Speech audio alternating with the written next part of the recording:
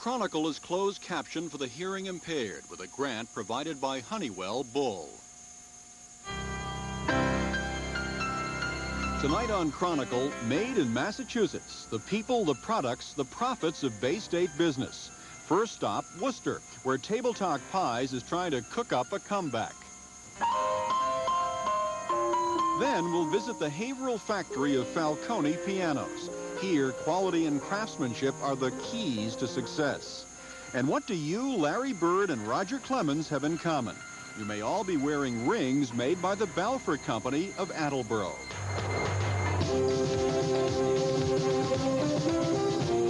Tonight, Peter Mahegan,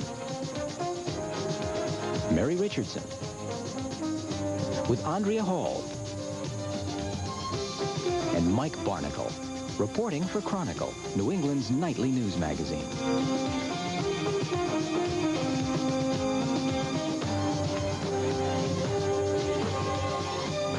Good evening. Mary Richardson is on assignment tonight, and Andrea Hall joins me. Peter, we start off tonight with a comeback story worthy of a Sylvester Stallone script, Table Talk Pies. Your mother may have packed them in your lunchbox. Perhaps they were a staple on your Thanksgiving table. We even heard of one brazen housewife who actually entered a Table Talk pie in a homemade cooking contest. And like a true champ, the Table Talk pie won the contest. But recently, this prize-winning pastry was battling for survival, a battle it appears to have won.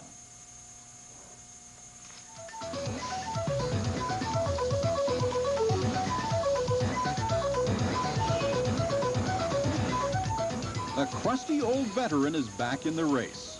After 2 years of forced retirement, the Table Talk pie is doing battle again in the snack business. And company officials hope tradition will make them a winner.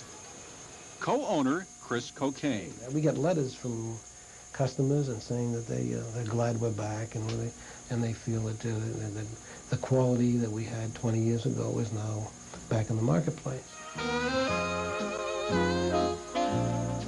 It all started 60 years ago when Theodore Tona and Angelos Koutsidas combined to open a bakery on Worcester's east side. In the 30s, they moved to a bigger building. In the 40s, they moved again to the present location in Kelly Square. Business boomed. It started slowly, obviously, but they kept progressing, and it just seemed to catch on. And the crust, I guess, was what you might say is what really made them famous, because they had a crust that was flaky and it hadn't been duplicated by anybody else.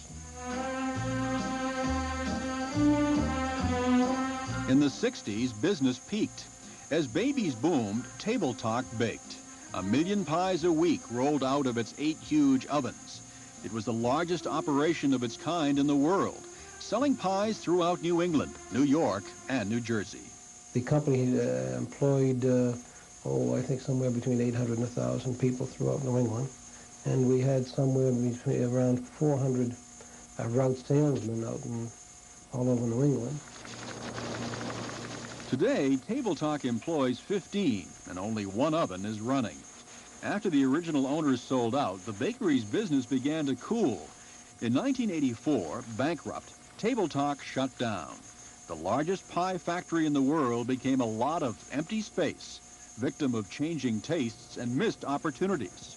Production manager George Stevens. I don't think we diversified fast enough. That was one of our problems. I think back in the 70s we should have noted that there was a change from eating pies, really. There were a lot of different varieties of snacks on the market at that time.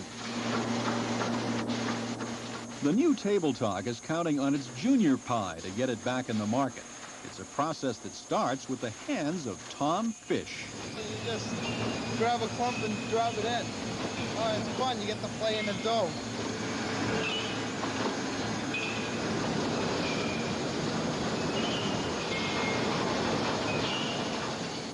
Table Talk once produced and processed many of its own fruits for fillings. Today, it gets its fill from outside farmers. A typical week consumes 3,000 pounds of cherries, 5,000 pounds of blueberries, and 9,000 pounds of apples. The apples come from New York State. It's a fresh frozen. We have to thaw them. Add spices and cook 3,500 pounds at a time. Then after it's cooked, we cool it down, and that's what's happening now. It's cooling.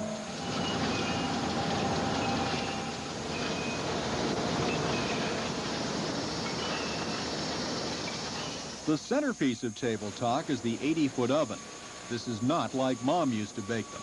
Up to 3,500 pies can cook at one time in 400-degree heat.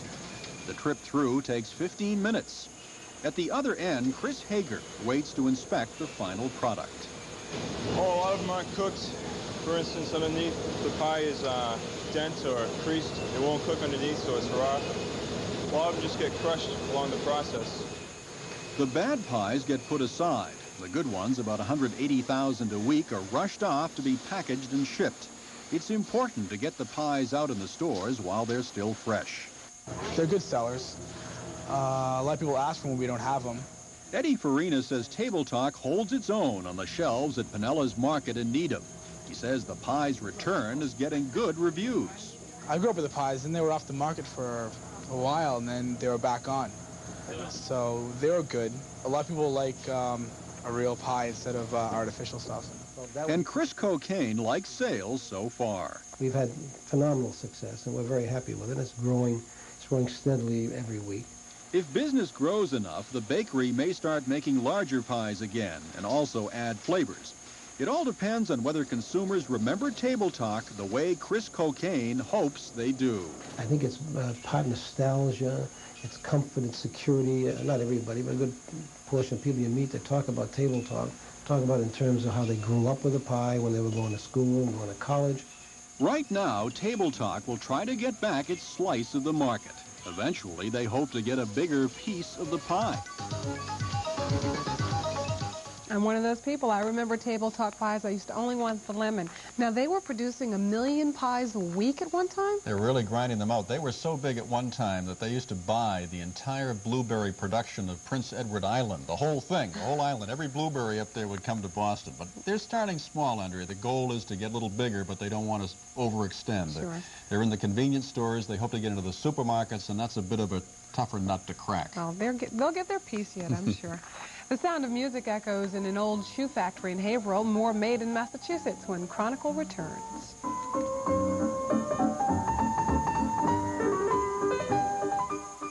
Tonight's Chronicle is sponsored in part by Wish Radio. How is Wish 99.5 FM different from all other radio stations?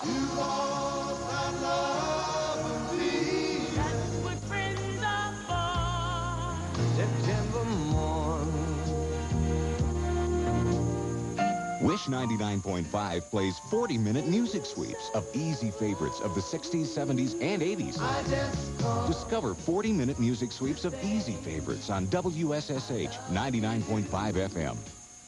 The Boston Globe business pages are a great way to learn how to handle your money. Things like how to budget, invest, save on taxes. They've got a whole staff of expert financial advisors, and frankly, I could use their help. See, when I told my mom about that big star that just got $10 million for 12 weeks' work, she said, yes, but what's he going to do for the other 40 weeks? You see, my mom figures you're always better off getting $100 every week than just getting $10 million all at once. It's that kind of sound financial advice that makes you realize just how much you need the Boston Globe.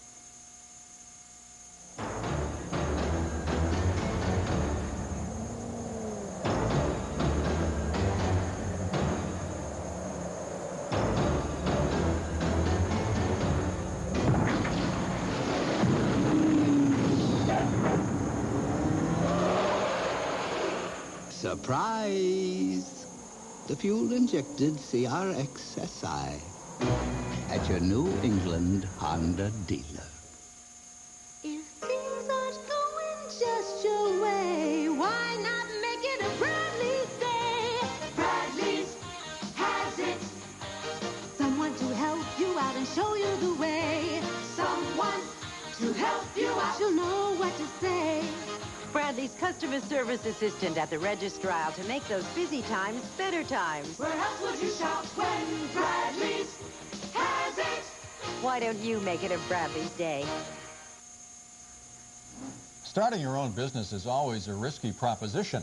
But when you take aim at the top-of-the-line companies and expect to carve yourself a piece of the action, well, that takes a special combination of courage and skill. Exactly true, Peter, but that is just what Santi Falcone has done. He has taken a small factory in Haverhill filled with lumber, steel, cable, and ivory, and is turning out some of the finest pianos in the world. It is a true story of American enterprise. whose star is an Italian immigrant.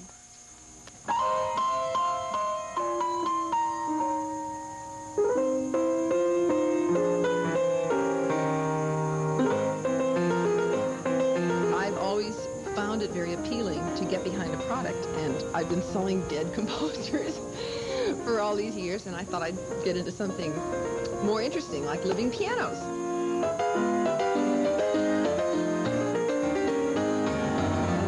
Who better to sell pianos than a pianist? Virginia Eskin has expanded her repertoire as a concert artist to join hands with Santi Falcone, a man who is well on his way to putting the grand back into piano. You know, it boils down to a man who's very serious about making an extremely complicated thing. A piano is made up of many different items that fatigue over years or don't.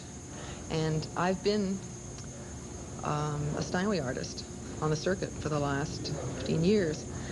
And I'll come right out and say it. I've met a lot of very bad pianos on my tours, and I've despaired. And so did Falcone. So much so that 4 years ago, in a small shop in Woburn, he played with the idea of building a better piano. It was basically a weekend piano. It was made Saturdays and Sundays just to see how things would fit. And once I convinced myself, yes, I could build a piano, I went full guns at it, and this is the end result.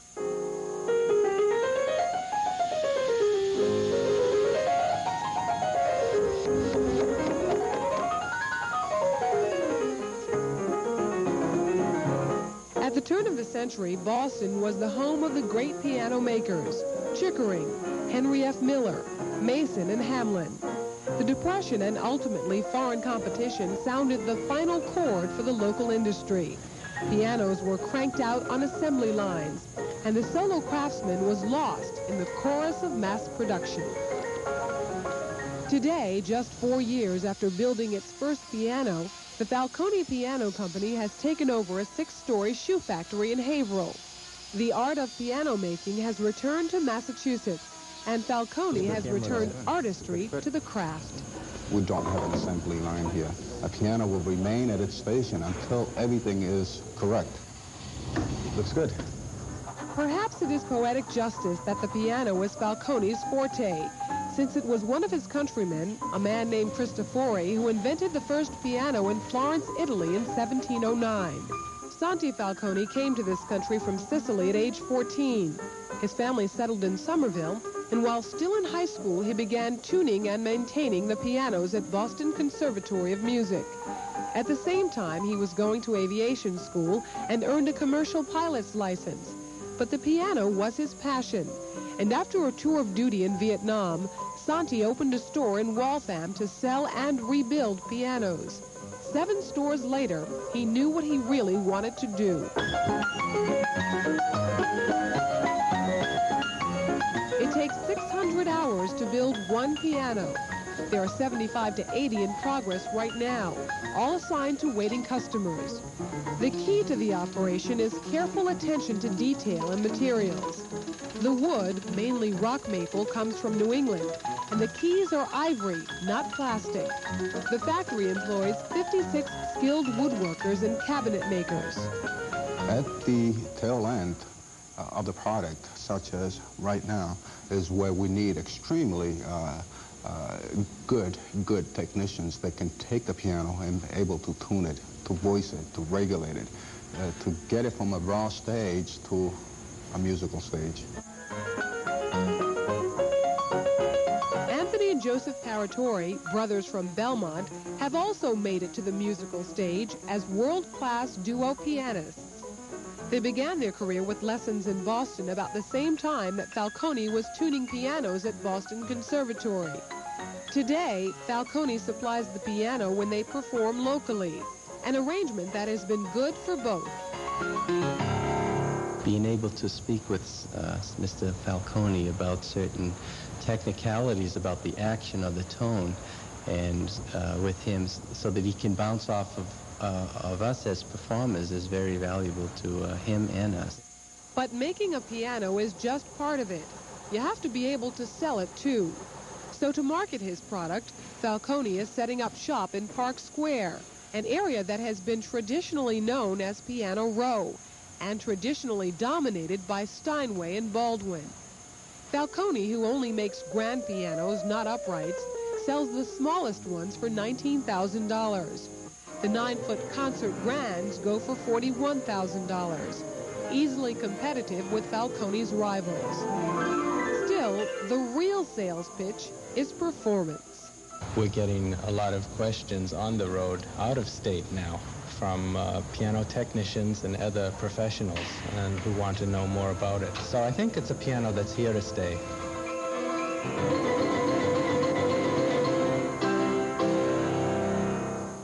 I feel like applauding. Great story, really. There's an article here in Industry Magazine that raises the question that if, in fact, Falcone makes the world's best piano, the people won't be buying it until the world's best pianists start playing it, and the world's best pianists aren't going to play it until more people start buying it. Well, it's hard, I guess. I mean, you think about every single one that they make up there is already subscribed. I mean, there's a compliment for your product. It's sold before it even goes out the door. You're absolutely right. Coming up next, guess who's put a ring on Larry Bird's finger? We'll tell you in a moment.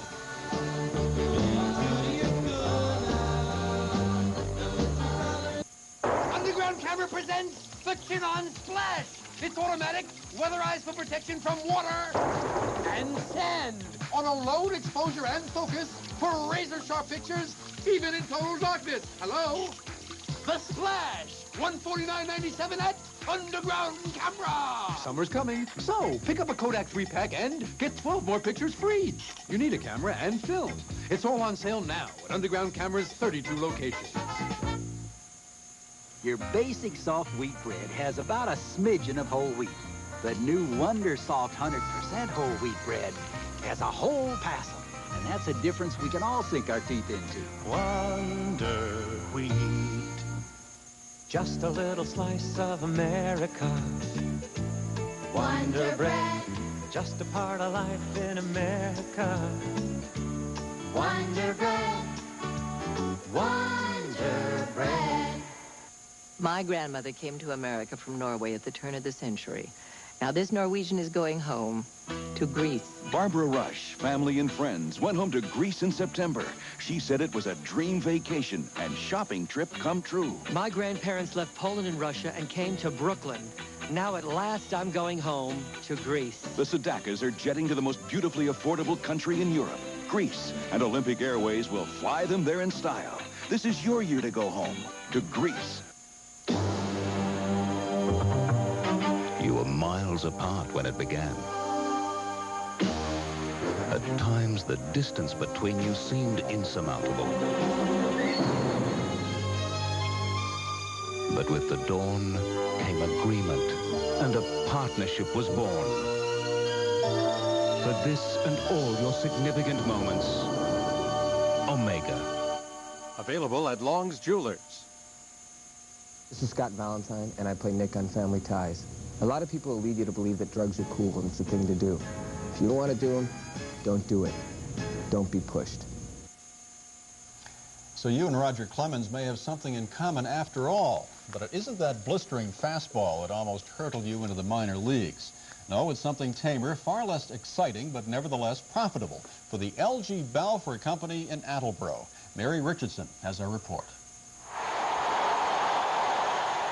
It is a ritual Boston sports fans have grown accustomed to this past year, the presentation of championship rings. The Celtics, Red Sox, and in a private ceremony, the Patriots all partook of the festivities, each team member receiving a memento that will be cherished for a lifetime, long after the cheering has become a faint echo. It is a ritual the LG Balfour Company has presided over for decades. Most of the championship rings on famous fingers throughout the country have been made by the Massachusetts firm. And chances are good your own high school or college ring is a Balfour creation. You'll find the company's headquarters in downtown Attleboro, straddling the quaint 10-mile river. 2 additional facilities complete the picture. A one-time foundry houses the tooling plant in nearby Norton. And in suburban Attleboro stands the brand new ring plant, less than 1 year old. The company's history, though, goes back more than 70 years. Director of Marketing Services, Jim Lutz. The founder of the company, L.G. Balfour, was a fraternity and university student at the University of Indiana. He decided, after some observation, he saw that fraternity and sorority badges were not produced to any uniform quality. His better idea was to approach the national sororities and fraternities and suggest manufacturing to their quality standards a suitable badge used throughout the United States. Those golden Greek letters are still big sellers on campus, but their outgrowth is a product that has come to define the Balfour Company, the gold ring. Its production is highly complex. This is one of the final ideas that will be submitted. Before you can have a ring, you must have a design, so production actually begins here, where artists translate the ideas of clients onto paper. Designer Richard Allen. We have the sales force fills out their sketch requests after talking to the customer for the first time, and then we interpret the sketch request forms, do the sketches that they've requested. They're given back to the salesman and then back to the customer itself.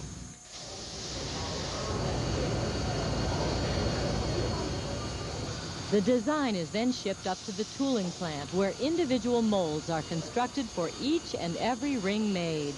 The etchings have to be perfect. A flawed mold will only lead to a flawed ring. To achieve this accuracy at a much higher volume, high tech has come to Balfour in the form of computer engraving.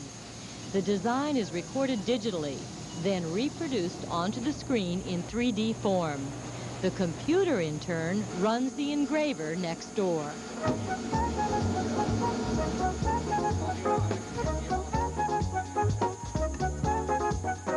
Then it's on to the ring plant itself, where wax impressions of the rings are arranged into trees and placed into cylinders. A substance much like plaster of Paris is mixed by something resembling grandmother's old Hamilton beach and poured over the wax molds. Then it's thrown into the oven, where the wax melts away, leaving room for the gold to be poured back in.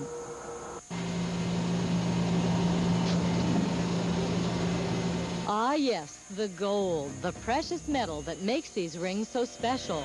It is refined right in the basement at Balfour headquarters.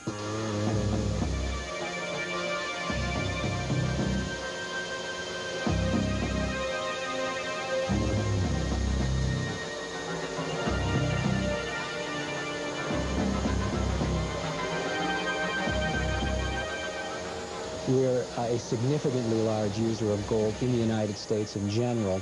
Balfour uses in excess of 50,000 ounces of gold annually. The metal of choice is gold and probably always will be gold. It's a timeless metal, intrinsically valuable. Back at the ring plant, those gold pellets are poured into the plaster molds, melted in the oven, and presto, a tree of gold rings ready for the final refinement.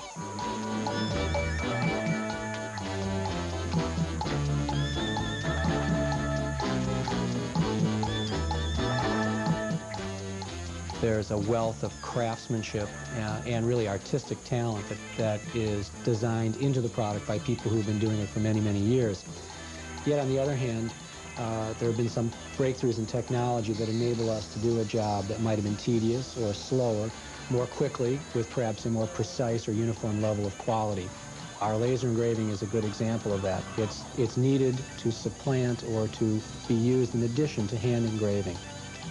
One more thing, the elaborate ductwork snaking its way throughout the ring plant is not central air conditioning. It's all part of a giant vacuum system reclaiming all the gold dust that flies around. The latest championship ring that Balfour has designed, delivered, is the New York Mets World Championship baseball ring from last fall. I'm sure we all in this area remember that series. Certainly athletes over and over will repeat the phrase, the ring's the thing. And Craig James of the Patriots says it all a different way. The wealthiest man in the world can't go buy a World Championship ring. He's got to play and earn it.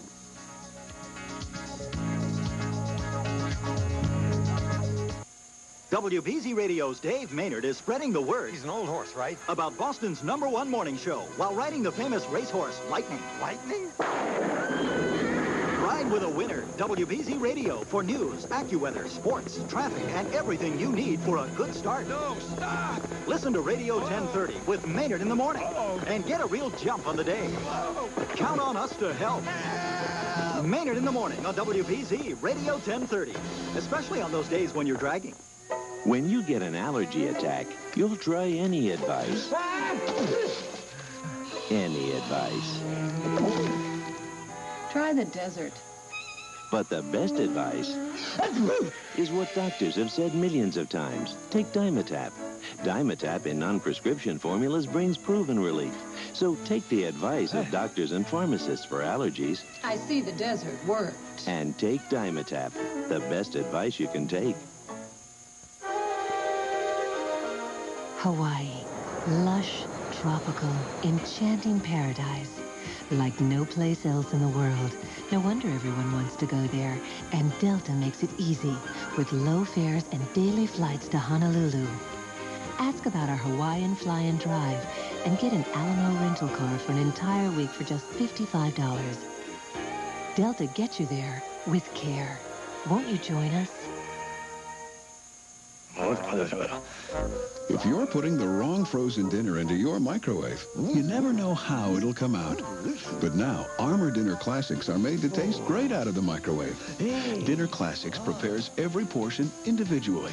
That way, everything is properly cooked at the same time. So Dinner Classics taste delicious instead of, well, microwaved. Sorry. Armour Dinner Classics, now specially made to taste great out of your microwave. The real estate game. It's not really a game because it's played with your money. So before you take a chance, you'd better know the house rules. Deciding whether to sell or buy, discovering the best values, or exposing the dangers of equity loans. See how you can play with your house and come out a winner when News Center 5 reports The Real Estate Game tomorrow at 6 on New England's News Center 5. It might give you the edge that puts you ahead of the game.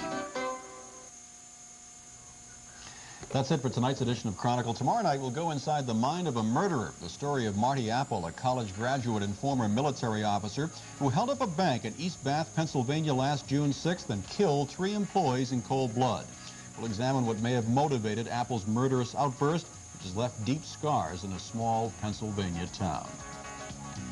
I'm Andrea Hall. Don't forget the special coming up next. It's a Celtics playoff special on the road to 17. Thanks for joining us tonight. I'm Peter Mehigan. Good night. I'm Chet Curtis. One of the hottest rock bands around is in Worcester tonight. Maybe you've heard of U2, but have you ever heard their music? Tonight at 11, Dixie Whatley, News Center 5 entertainment editor, reports on yet another sold-out performance by U2. Join us at 11.